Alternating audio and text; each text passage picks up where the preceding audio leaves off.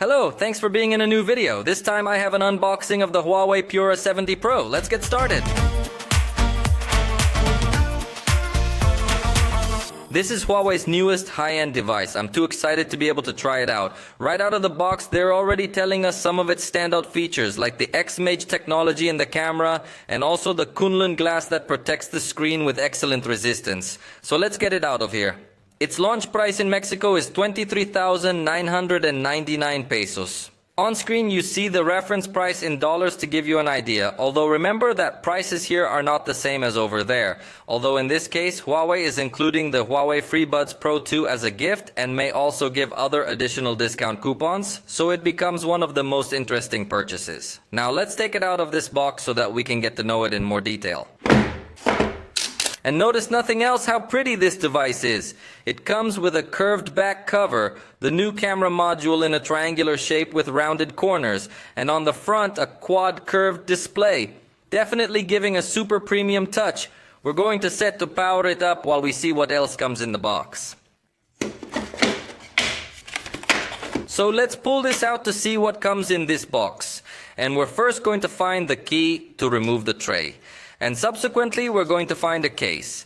In this case, it has a rigid or semi-rigid finish because it's quite thin. So yes, you can get to bend it, but it can break if you bend it too hard. Fortunately, it comes with super reinforced corners. In this case, yes, completely rigid. So I think it's going to give a good level of protection to the device.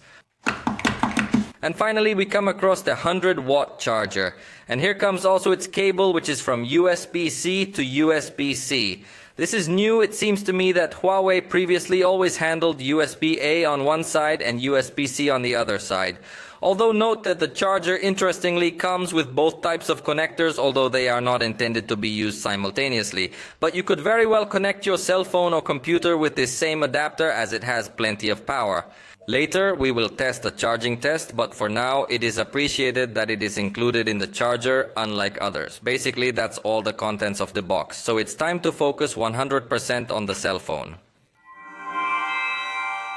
I already have the device set up here in my hands, so let's take a look at its specs because it's definitely going to offer us a full high-end experience. In this case, I've already installed some applications, but let's take it one step at a time. It's 8.4 millimeters thick and weighs 220 grams. It is not going to be characterized by being ultra thin and ultra light.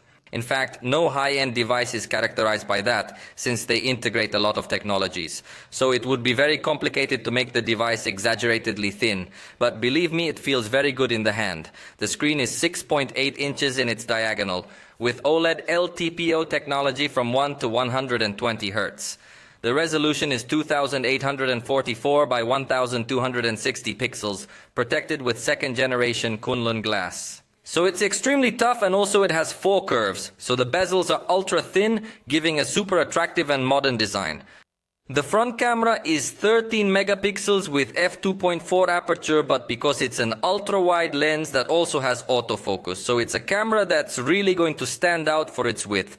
Notice how it has 3 different levels of wide, although it's not going to give us an overly dramatic aperture. Here I have the preview before taking the picture, and believe me, the preview looks a bit more optimized than other devices I've tested in terms of light and shadow balance. Although there are still some areas that still look overexposed in the preview, but after taking the picture, the result is very good. Consider also that the screen has HDR technology, then this area, which is the area that had more light in real life, also looks with more light on the screen. So the result is really very good in this photograph, very good level of detail, good color, a perfect balance of lights. The truth is that it is a camera that I love. In addition, this camera also has 4K video recording capabilities. While in the back we will find the photographic system with 3 cameras.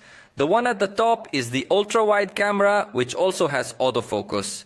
It offers us 2.5 megapixels and has f-aperture 2.2. So it works like it's 2 cameras. Thanks to that, it can do very close focus for macro shots.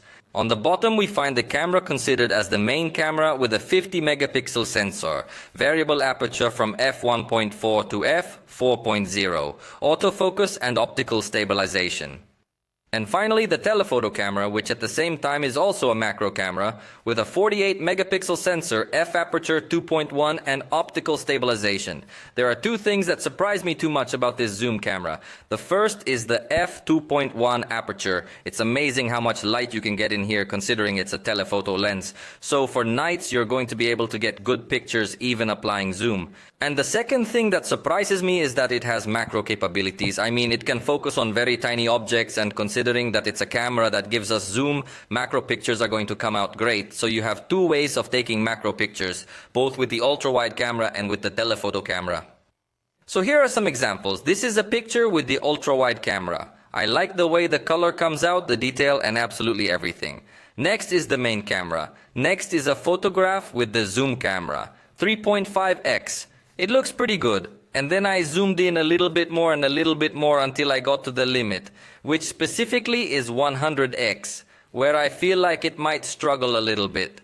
In fact, at 30x's it might struggle a little bit from this first impression as well, but obviously we'll do more extensive testing later on. For now it seems to me that the camera is going to be good, but the maximum zoom leaves me a little hesitant at this first impression. But look at the pictures I took with the telephoto lens. They really seem to me very nice in detail, color, and everything you can demand from it. The truth is that the level of detail is exaggeratedly high. And look at the result you can get with the telephoto camera in macro mode. There is definitely a lot of detail. In fact, this is a picture taken with the ultra-wide camera in macro mode. And it's a photo that already has good detail. But the photo I took with the specialized zoom and macro camera I also loved. So I insist that this device has great capabilities. And mind you, it lets us take portraits at 1x, 2x and 3.5x. And at all settings I think the result is very nice. Huawei always tends to excel tremendously in the quality of their portrait photography, and this one will be no exception. Also, evidently it can indeed record video in 4K, even at 60 frames per second. The battery is 5050 milliamps with support for 100-watt charging. Again, this is another area where Huawei tends to excel too much in terms of excellent management of applications running in the background to optimize the battery as much as possible. So I think it's going to be a strong point, but later we will test battery life and charging speed. I forgot to tell you that it also has IP68 against water. It comes with 512 gigabytes of storage, although you can't put micro SD on it. But I don't think you need much more because the internal storage is a lot. And if you do need more, you can sign up for cloud storage with Huawei Cloud. But we definitely have plenty of space to have saved all the photos we want. It also integrates 12 gigabytes of RAM and comes with MUI 14.2, where you can install Google services natively. But I'll tell you about that in another video. However, I think this can completely change how you see Huawei to date, because if you can already enjoy YouTube and other apps natively on your device, I think it will be more appealing. Lastly, the processor is a new Kirin. The exact model is Kirin 9010. Let's test what power it's capable of giving us to get a rough idea of the performance it will be able to give us. By the way, here I have its little brother, the Huawei P60 Pro. Let me turn it on and we run the same test so you can see if there has been evolution in this regard. And that's it. These are the scores. 1,338 on single core, so in that case it had scored higher last generation. But in multi-core we see a small increase. The truth is that Huawei currently in its own processors still does not reach something ultra powerful. Although note that in this case the distribution of cores is different. The first cluster is quad-core, they were more powerful in the last generation. But the second cluster is 6 cores. Whereas before it was 3 cores, but again it's a little bit less powerful now. And finally the last cluster says it was 1 core before and now it's 2 cores. But again it was more powerful in the last generation. So it's a little bit of a weird processor issue nowadays. But definitely for a lot of people this processor is going to be smooth and powerful enough. Although if you want the most powerful thing out there, you're not going to find it yet in this device. But taking advantage that we have his younger brother, I want you to see some differences in design. I love how Huawei generation after generation is changing the design. It does not tend to repeat and I found it a good evolution. Although I really liked the Rococo finish that the P60 Pro had. Personally, I would have liked to continue with this finish. Now they go to a trend a little more minimalist, but with this new design that many will say that it is Doritos. On the sides it retains its essence quite well. Although now bed on the speaker directly in the earpiece area for calls and no longer in the frame.